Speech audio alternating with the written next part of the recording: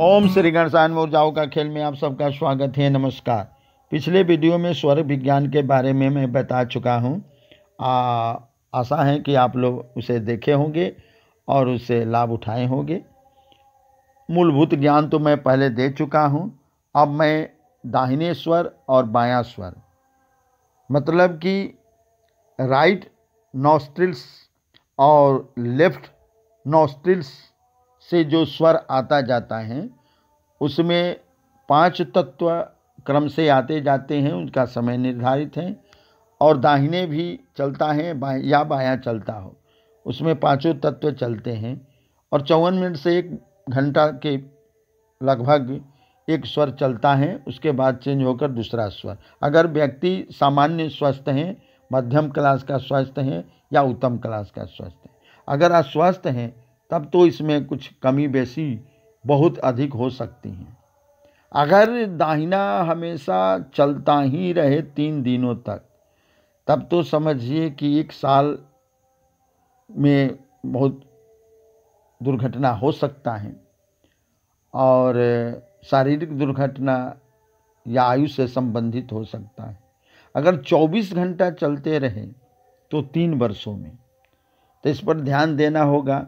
इसीलिए मैं इस वीडियो को बना रहा हूँ कि स्वर को देखते रहे, आप इसका निरीक्षण करते रहे। यही प्राण है, यही जीवन है, यही ब्रह्म है। इस स्वर पर ध्यान देना होता है।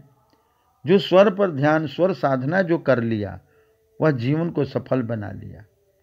इसीलिए धर्मशास्त्रों में या जोगियों द्वारा या ग्रंथों में प्राणायाम करने का या किसी तरह के श्वासों द्वारा नाड़ी शोधन का उपाय बताया जाता है, ताकि इस पर ध्यान रहे कि बैलेंस में ये स्वर चलता रहे।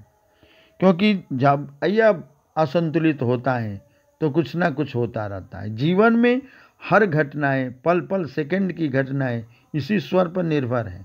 जितना ही इसके सूक्ष्म ज्ञान को आप जानते जाइएगा, उतना ही आप इससे अद्भुत लाभ उठाते जाइएगा। अब मैं पहले सामान्य बात बता देता हूँ। अगर राइट चल रहा है, दाहिना चल रहा है, तो क्रम से इसमें पहले आकाश तत्व 4 मिनट के लिए चलेगा, उसके बाद 12 मिनट के लिए अग्नि चलेगी, उसके बाद से वायु तत्व 8 मिनट के लिए, उसके बाद से 20 मिनट के लिए पृथ्वी तत्व और 16 मिनट के लिए जल तत्व। इसका क्रम ऐसे होगा: आकाश तत्व, वायु तत्व, अग्नि तत्व, जल तत्व और पृथ्वी तत्व। और उनके मिनट को भी मैंने बता दिया। ये दाहिने में चले या बायां में चले, लेफ्ट में चले स्वर, ये 5 तत्व आते जाते हैं। अगर ये दिन भर राइट ही चलता रहे तो गड़बड़ है। अगर दिन भर चंद्र स्वर चलता रहे, बायां स्वर चलता रहे, तो गड़बड़ नहीं है, तब तो सर्वोत्तम है, अच्छा फल मिलेगा। अगर रात को चंद्र स्वर न चल के सूर्य स्वर चलता रहे और सुबह में चंद्र स्वर शुरू हो जाए ब्रह्म मुहूर्त से, तो सर्वोत्तम है। उसी ब्रह्म मुहूर्त में विद्यार्थियों को अपना ज्ञान अर्जन करना चाहिए और परीक्षा, कंपटीशन की तैयारी करनी चाहिए जब बायां स्वर चले। अब मैं बता देता हूं कि दाहिना में क्या करना चाहिए और बायां में क्या करना चाहिए। इसके बारे में मैं बता देता हूं। शून्य स्वर उसको कहते हैं कि अगर आपका बायां चल रहा है और दाहिने तरफ से या दाहिने वाले कार्य को आप कर रहे हैं, तो यह गड़बड़ हो जाएगा, असफलता मिलेगी, हानि भी हो सकती है। और दाहिना चल रहा है और बायां से संबंधित कार्य आप कर रहे हैं, तब भी गड़बड़ हो जाएगा। इसी को शून्य स्वर कहा जाता है।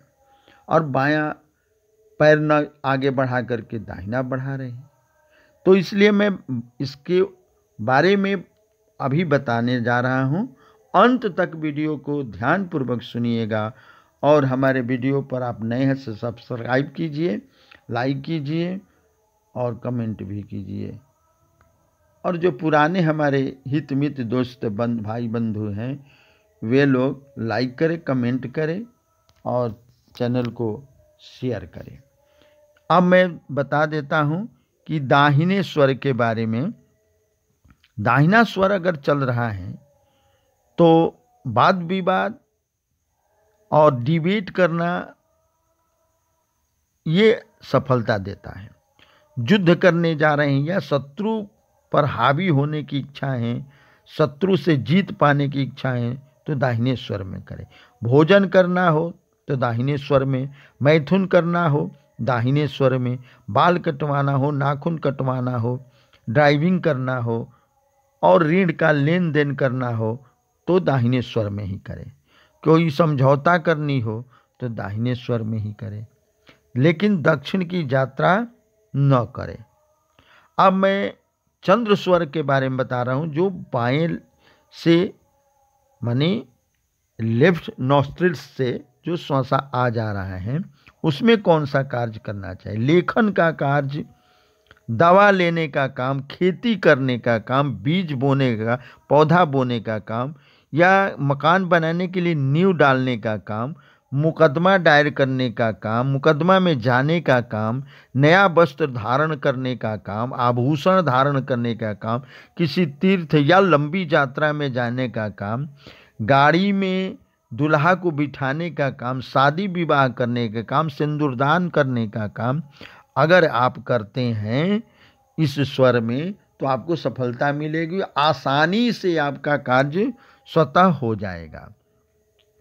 इस तरह से मैंने कुछ दाहिने और बाएं के बारे में बताया और इसको ये सूत्र जान ले कि जितने फिजिकल कार्य होते हैं वह दाहिने से किया जाता है और जितने मानसिक कार्य होते हैं, मन से संबंधित नर्मल कार्य होता है, मधुर कार्य होता है, वह बायां से किया जाता है। लंबी यात्रा हो तो बायां से, छोटी यात्रा हो तो दाहिना से। ऐसे आप कार्य को निर्धारित कर सकते हैं।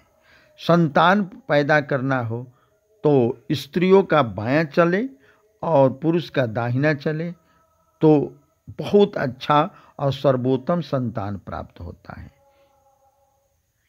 अब इसके बारे में और भी मैं अगले वीडियो में बताऊंगा और रहस्यों को बताऊंगा कि कैसे किसी काम को या कहीं आप फंस गए हैं तो कैसे निकलेंगे, शत्रुओं के बीच से कैसे निकलेंगे, कैसे छोटे छोटे से लेकर बड़े कार्यों में आप सफलता प्राप्त करेंगे। इसके बारे में अगले वीडियो में मैं बताऊंगा, क्योंकि वीडियो का विस्तार थोड़ा अधिक हो जाएगा। धन्यवाद।